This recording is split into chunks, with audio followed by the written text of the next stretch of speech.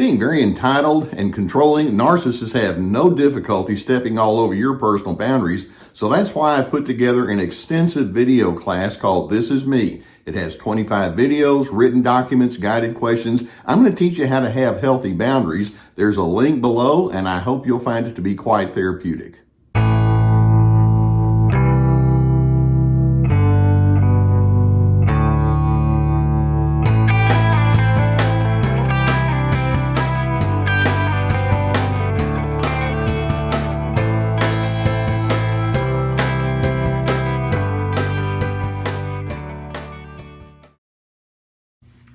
One of the things that's very appealing to individuals who have strong narcissistic tendencies is to find groups of individuals who actually think the same as them and who will reinforce their maladaptive way of living. And we can call this a collective narcissistic system. And there are many, many different ways that this plays out. Basically, this is a group of individuals who, whether consciously or unconsciously, have decided, why don't we all join our forces together and let's take our pathology and call ourselves the standard bearers. We're right, there's strength in numbers, and then if anybody wants to come against us, then we have one another to defend those people out there who think that our way of life is irrational. Narcissists love to think that other individuals want to reinforce their pathology. It's not a healthy thing at all. And when we talk about having systems of narcissism,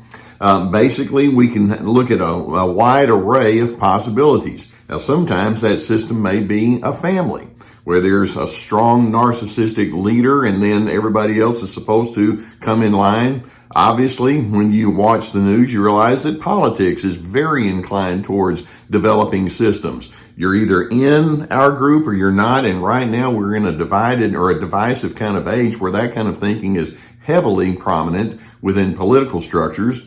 Often religious structures think the same way.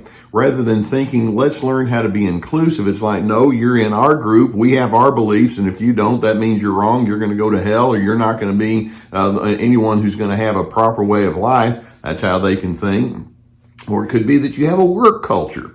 And inside that work, there are certain ways that we're supposed to be inside this combine that we have, and you need to go along with all of that. Sometimes it's social organizations. Sometimes it's even something like a sports team or social circles. So the possibilities for a collective narcissistic system are very broad indeed. Now, as we understand that these systems do in fact exist, let's recognize that it's very attractive to people who crave and need external validation. Narcissists tend not to have internal strength. They look to other individuals to say, you're great or you're terrific. And so when they have this patting one another on the back, that can certainly satisfy that. But more importantly, when narcissists are inside a collective narcissistic system, it becomes a vehicle for hostility. The narcissists have lots of anger. They have lots of contempt for individuals who think differently. And the system can actually say, good, we do too. And let's put our collective hostility and anger together and let's make it work on our behalf. Now, commonly when you have a collective narcissistic system, there tends to be one really strong leader to the group. And frankly, it depends on the size of the group. If it's something like a family system, often there's a patriarch or a matriarch. But then you can also have a much larger group where you have many people who are narcissistic, who want to call the shots. But you tend to have a real strong narcissistic lead who more or less sets the pace in terms of being dominant. And then there tend to be a lot of flying monkeys who are the apologists who make it possible for that person to be the lead. And then a lot of times you have a lot of weaklings that'll go along and say, well, me too, because they want to be aligned with the people that are in power. Now, there are various indicators that tell us that indeed this is not just a system, a collective of people who think alike, but it's a narcissistic, dominant kind of system. So let's see if we can go into several of the indicators that would tell you that that's what you're dealing with. Now, first and foremost, when we talk about a collective narcissistic system, we're talking about having a very strong emphasis on authority.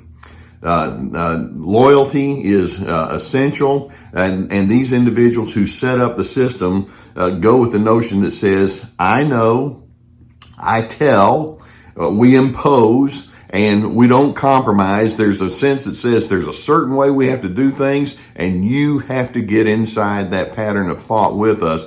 It's very, very authoritarian based.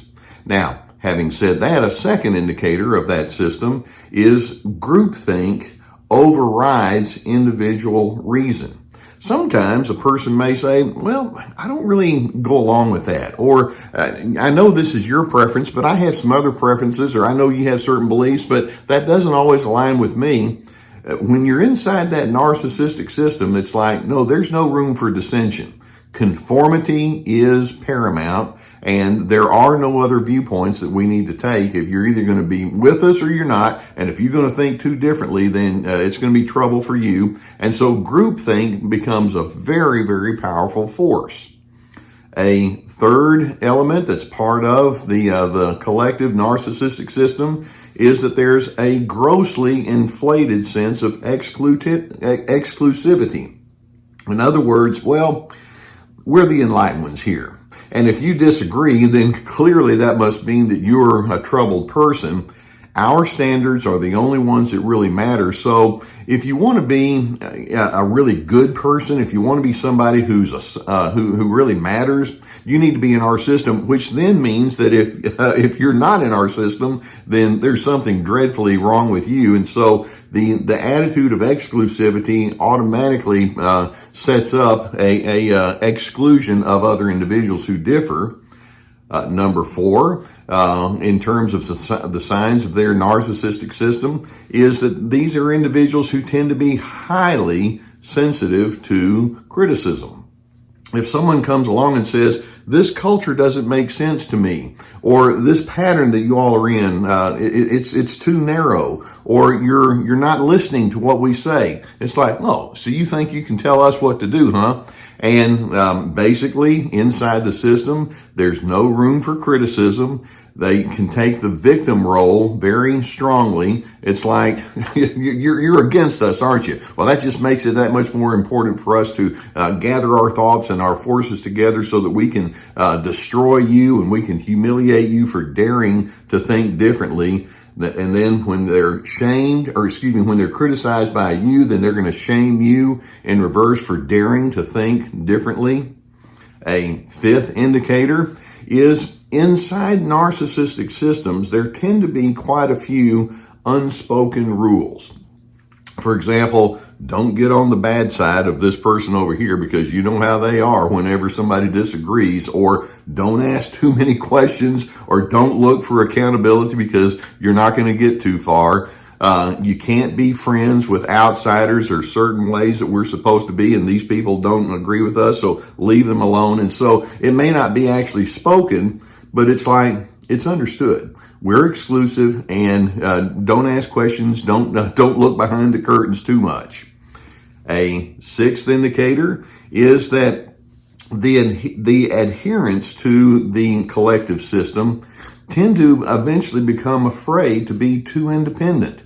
It's like, well, if I allow myself the freedom to think differently, I might lose my people. And as a result, they may actually want to have a little bit more of a separateness, but it's like, nah, if I show myself to be a little bit too distinct, this is not going to work out well for me. And so it becomes its own internal reinforcing kind of system. And then a seventh indicator that this is a narcissistic system is that these individuals are prone to raw delusional thinking. We are extraordinary. We deserve to be on top. We deserve to be the ones who call the shots. We understand life in ways that no one else does. Now, like I say, this can be inside a family, inside politics, inside religion, inside social circles. The system itself can be in any number of kinds of scenarios. And when you ask, well, who's most inclined to join these narcissistic, collective narcissistic systems? I'm going to go back and say this is a wonderful place for deeply insecure individuals, for people who have very poor self-reflection skills, because you see, they're going to do all the thinking for you. This is a wonderful place for people who have experienced rejection or who have felt ostracized, for people who believe that power is the ultimate good, for those who feel the need to validate their own hate and anger and bitterness. Those are the kind of people who tend to stay inside those systems. There is an alternative, by the way. Rather than getting caught up in this collective system, and by the way, it's okay to be inside groups as long as we're just not so hateful towards those who are not. But the alternative to this collective kind of narcissism is accepting and encouraging uniqueness. We're all unique. Let's just make that something that we embrace. Or being eager to learn from people who differ. If you don't have the same experience or the same perspective as me, maybe I can learn something. Or an alternative would be to have an attitude of humility as opposed to this haughty superiority. You know, the bottom line is the world is not obliged to do everything that I say. Narcissists can't think that way. And then another alternative is to respect diversity. So narcissists, rather than doing that, will remain inside their collective narcissistic system because it allows them to say, well, look at how many people agree with me. And so they're so hungry for validation that they can blow right past some of the irrationality that they're required to buy into, but that shows the depth of their neediness, as opposed to saying, I know that each person wants to feel heard, and if you're totally on board with me or if you're not, you deserve to at least be understood and have a good audience. I'd like to join other individuals who can think that way. To me, that's a good way to go. We want to have our beliefs, we want to have our preferences and priorities with the understanding that not everybody is required to think the same as us. Unfortunately, that's not the narcissistic pattern, and that's not the way people think inside of these collective narcissistic systems. And I hope this gives you some good insight with respect to what you might be dealing with and what you might have been exposed to. If you've not already hit that subscribe button, go ahead and do that. Hit the notification bell that goes with it. Hit the like button, all of that. I'm glad to be on your journey with you. Many times when you're trying to break free from some of these kinds of patterns, it would be helpful for you to seek some therapy. And you know that I've been sponsored for years now by the people at BetterHelp.com. There's a link below that will take you to their website. You get a 10% discount for the first month if you go through the link. And it's accessible, it's affordable. I've received good feedback on that. So please seek therapy if that's a need that you would have. Likewise, I have my therapeutic courses. And these 3 courses are intended to give you a great deal of insight and awareness. It's like signing up for a class online. We have multiple videos per course with written documents, guided questions, Ready, Set, Connect about connecting well with others. This is me about establishing your boundaries, free to be finding yourself despite those controllers. We have my webinars, and we have those that are in our website now, and you can still purchase those. We also have my podcast, we have my books, we have the webinar with many articles in there, plenty of resources for you.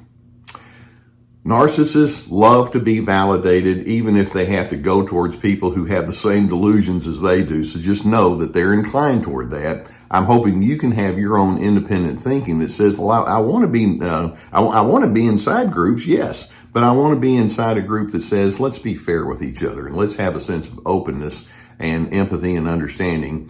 Unfortunately, narcissists can't go into that space, but I'm hoping that's a style of thinking that you can embrace fully.